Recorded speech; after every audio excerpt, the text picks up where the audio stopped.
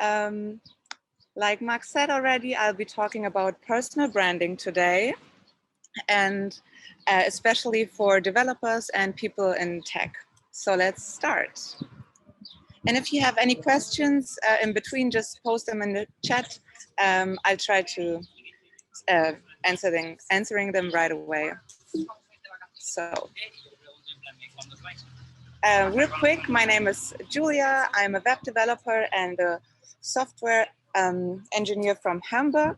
Also, I'm the co-founder of the Social Developers Club, and I've been sharing my journey in tech for a couple of years now, building a personal brand, and I'm definitely not done with this yet.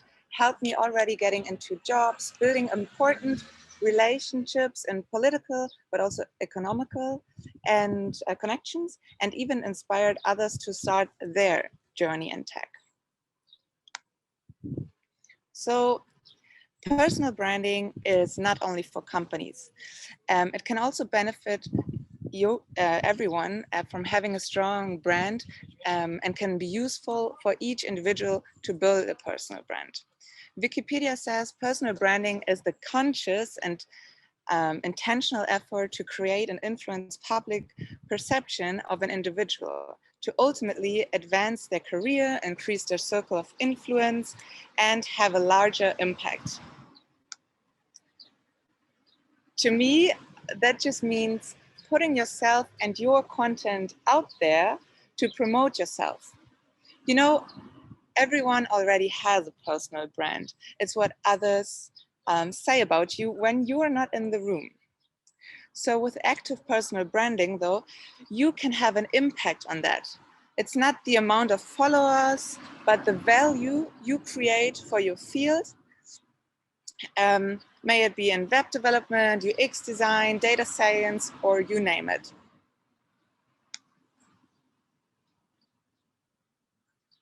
So why is building a personal brand important? Well, it gives you an identity in public places. Your brand speaks for you.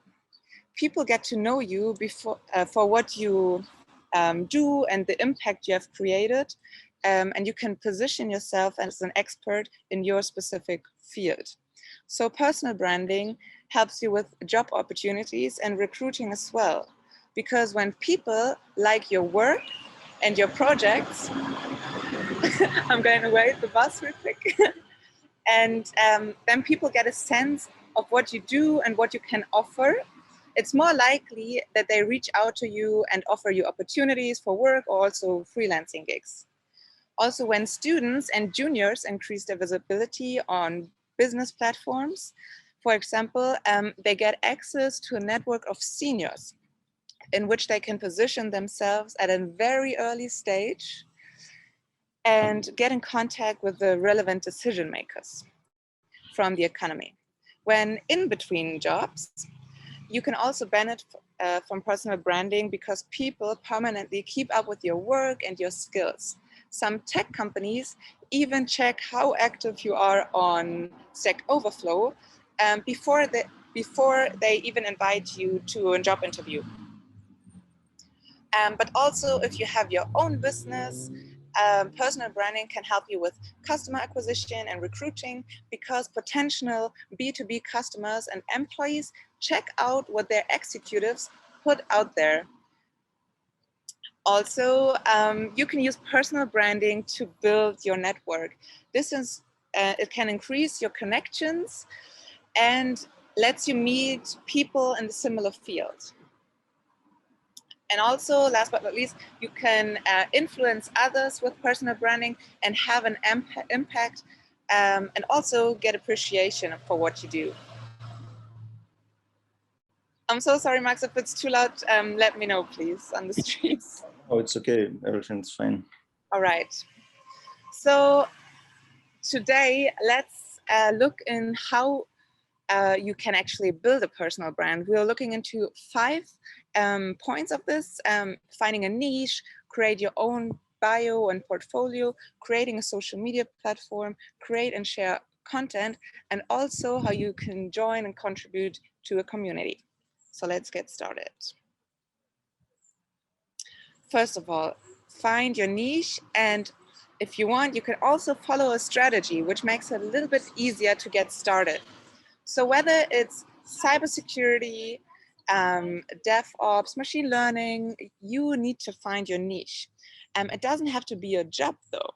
It can also be an area that you want to develop into. Just ask yourself, what drives you and what topics do you love talking about? And if you want, if you found your niche, you can also think of a strategy to follow. There are some common strategies that might help you to just get started. I'll name 3 of them right now. So first of all is sharing is caring. For this strategy, you just take the community on the coding journey when you just learn something new. You don't have to be an expert for this strategy. And for me, I used this strategy when I was attending a coding boot camp, for example. I just shared all my learnings from the boot camp every day with the community. The second strategy is the blue ocean strategy. With this strategy, you show and explain new innovative technologies, focus on one specific niche to avoid competitors, and position yourself as an expert. So if you feel like an expert in some area, you can definitely use the blue ocean strategy. And then there's also the comeback strategy a lot of people use right now. With a comeback strategy, you share your thoughts and learnings from a special experience or from a former career path. A lot of people that worked at Google, for example, they use the comeback strategy to tell people about their learnings when they worked at that position. There are also many more strategies out there, and of course you can also mix and match them all together as you like. So let's get into creating a bio. You can create a bio and optional a portfolio if you would like. A bio is a description of yourself, but it's not a CV. It's rather information people would get from you if you meet in person, like having a chat at the buffet, during a meetup, or yeah, whenever you meet people in real life. So on your bio, you best talk about your passion, where does it come from, mention some of your accomplishments and personal suggestion. So my personal suggestion here is to write your bio in not in third person, because then you speak directly to the people. And on social media, you can also add a call to action, like something when you say, if you like to find out more about me, shoot me an email. This way, it's easier for people to get in contact with you. So this here on the screen is, for example, yeah, a really good example for a bio. It's in German, but I think you can see how it's really added up in multiple sections and talking about themselves. So then if you want, you can also create a portfolio for yourself. It became really easy to create just a website and put your work out there. A portfolio basically is a personal website that showcases your projects that you've worked on. Especially, I would recommend this for web developers and designers because their work is just super visual, but also everyone else can get creative here. It's a great way of putting together your projects and making them easily accessible, yeah, for others to just show and get a, yeah, just showcase what you've done so far. Putting it out there lets people see your work and how skilled you actually are. This helps you promote yourself and showcases your expertise. Here, for example, these are 2 really nice ways. The one on the phone is really creative. It's more, yeah, new. And the one on the desktop, it's really, yeah, it's really good to have a great overview of all the projects. All right, then let's talk about social media. I would recommend that you would create at least one social media profile, especially during these times where you cannot really meet in person. Social media platforms are an essential tool to get out there. Chiefly, I would also recommend business platforms. I don't know which ones are the best in Russia, but it's a really great. It's really great that you can meet. That you can match that you can match between high quality social media platform, but also can connect with peers on a business level. And yeah, platforms like these that gives also recruiters and employers access to your professional information. It doesn't have to be, for me, I use LinkedIn a lot, but it doesn't have to be LinkedIn. I also started on Instagram and it works just as fine. And I think also Facebook or any other social media platform would work just as well, just to find peers and then connect. Yes. So that's about social media. Here you see my Instagram profile. I started with this and it really helped me to get visibility. Okay. When you create a social media platform, it's really important that you build a base. I mean, update your profile information and your CV on business platforms and use those use those bio spaces, because a lot of people don't really use them, but it's really good for people that don't know you yet to get information about what you're doing and just put a couple of hashtags or what you're currently doing on there. Also, use profile pictures, use your real face if you're comfortable with this. Use a clear and easily recognizable picture. And then also cover photos. They use up a lot of space. Like here on the presentation, you see the cover photos actually take most of the space in the beginning of your social media profile. So you can definitely use them wisely. For example, to announce things and communicate your focus or just showcase yourself in action. That's the basics of social media platforms. Let's talk about sharing your content. Sharing content, you can do this in multiple different ways. You can start a YouTube channel to share video content. You can create a podcast, doing live coding streams, or just create a mix of all these content types, for example, on Instagram, Facebook, or Twitter. You can also write articles on Medium or DevTO, for example. So on, I think you already think of a lot of ways on platforms that you can share content on. Also, content sharing keeps people updated on your skill set. Most importantly, it shows that you want to help others and also learn new things, so they can learn new things from the content you share. You can do this through technical content like coding tutorials, or also non-technical content like non-technical writing actually, and do some motivational writing or share your journey and your highlights, your lowlights, innovations on the industry. There are a lot of topics that are not really technical, but also in the tech field and are really nice for other people to get informed and learn new things. If you struggle getting content ideas, I would recommend that you subscribe to tech magazines, newsletters.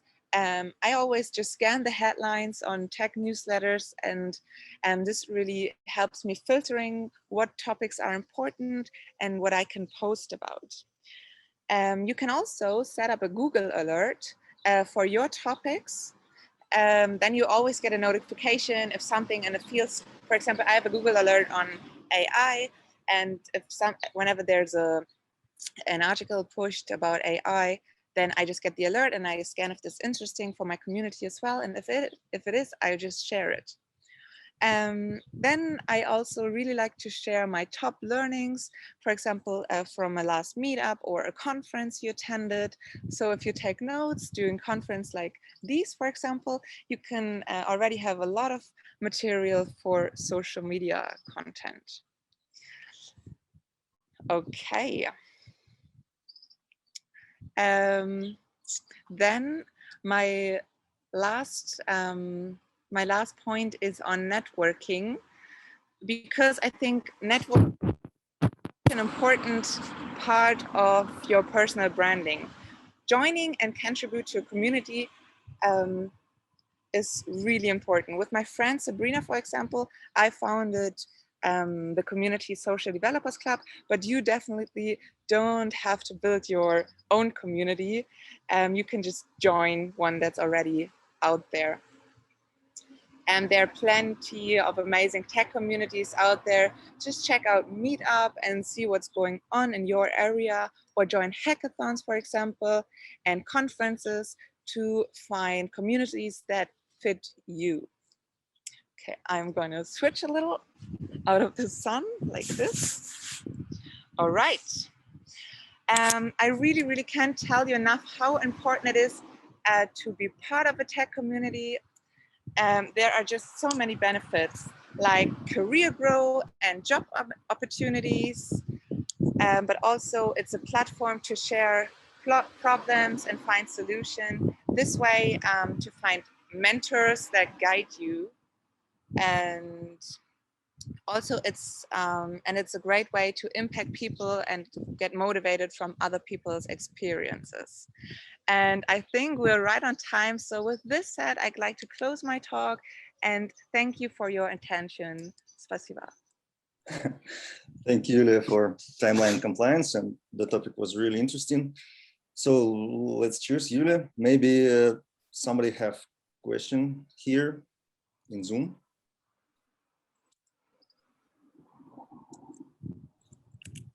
Let me open up Zoom. Okay, I see 2 questions in YouTube, but so as the Zoom is more priority. Oh, okay, I see it from Ksenia. How often do you normally post on social media? I think I post around 2 to 3 times a week. If you want to get, I'm going to stop sharing, right? It's better probably for the questions.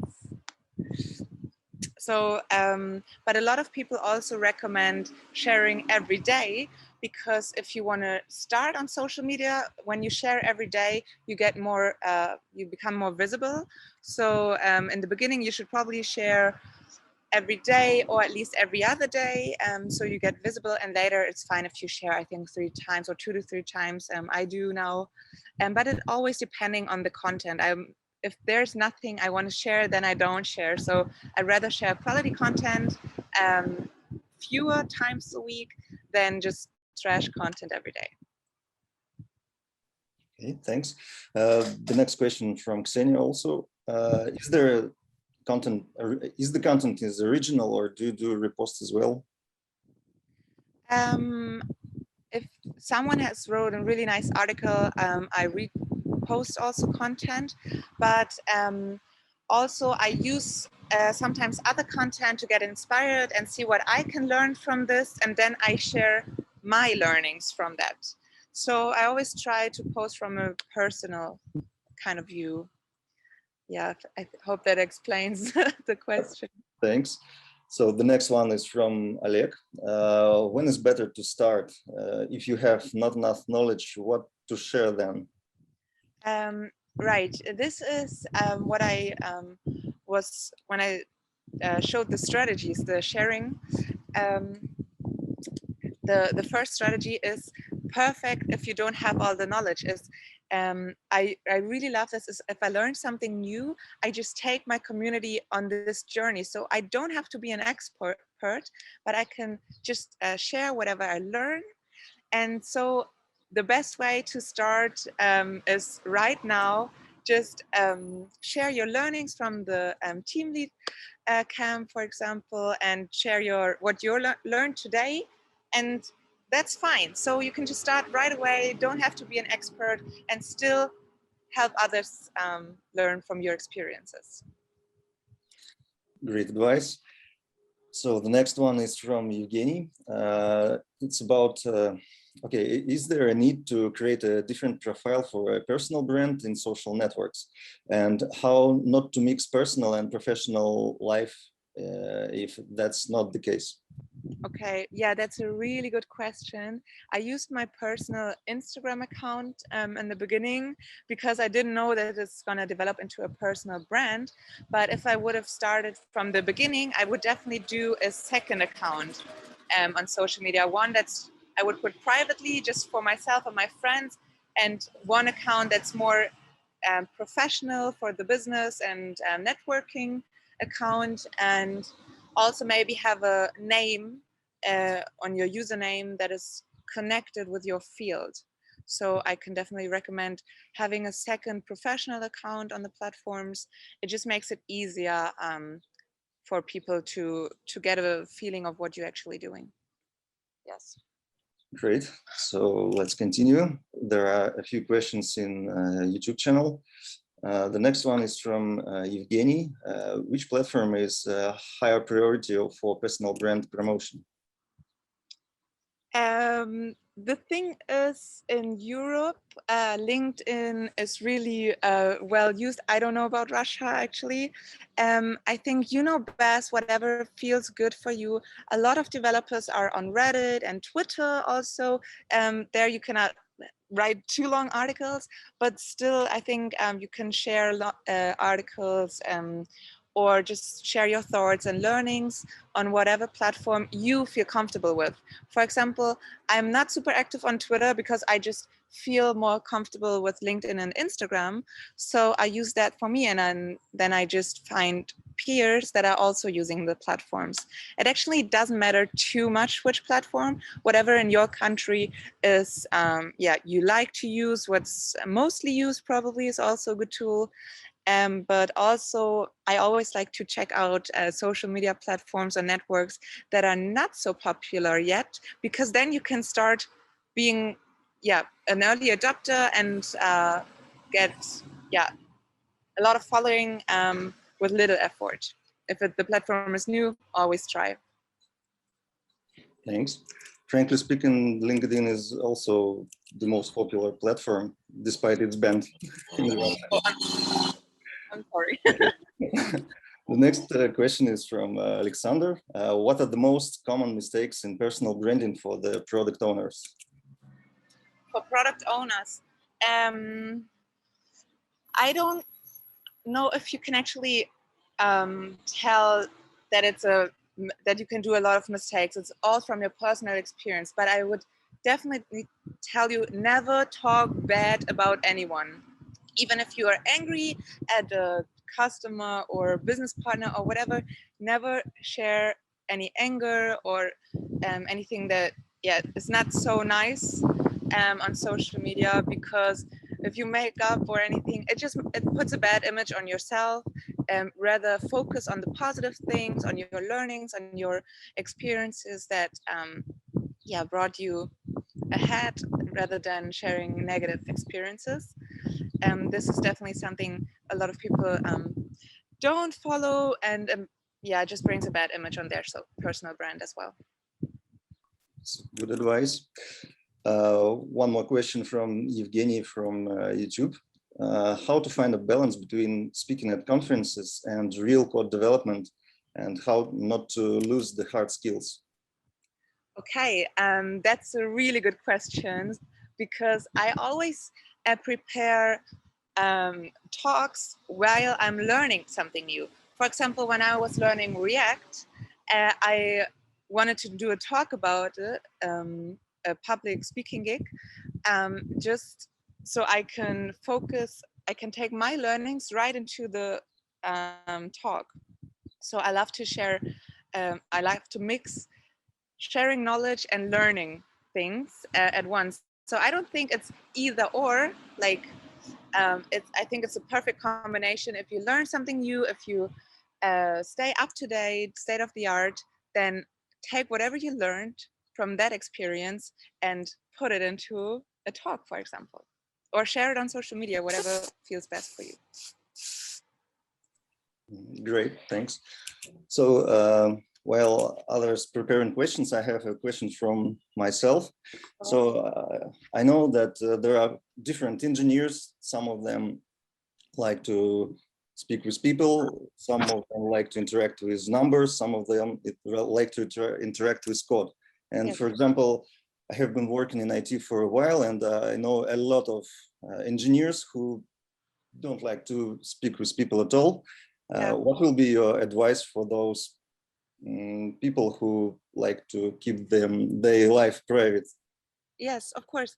A really great platform is GitHub and Stack Overflow for developers, because you don't really communicate through video or anything, and you don't have to show yourself, but you can really have an impact on people. For example, on Stack Overflow, if you focus on helping other people with their problems, recruiters from tech companies will see that and will check out how active you are on Stack Overflow before they actually invite you to an interview. And the same thing with your GitHub. If you just, or GitLab, whatever feels best for you, but if you share your projects, for example, everything you coded and publicly, then people get access to it. You will help them a lot without actually interacting with your face, for example, you know, or yeah, if you're a little shy, or if you just really want to focus on coding and your projects, that's super fine as well. And it making your GitHub projects public, for example, and just letting other people know that they're really free to take and clone the repo, that's perfectly fine. You can really have an impact on other people's learning journey. That's nice advice. So thanks a lot, Julia. And if everyone, anybody have questions, we can continue in Spatil chat. But it was a great speech. Thank you. And also, if you have any other questions, reach out to me on Instagram or just shoot me an email. I'm happy to help. Yeah, please leave your contacts there. I posted them in the chat again, but I also have them on the presentation if you want to check out the video again. Great, thanks. All right, thank you so much. Bye, спасибо. Спасибо.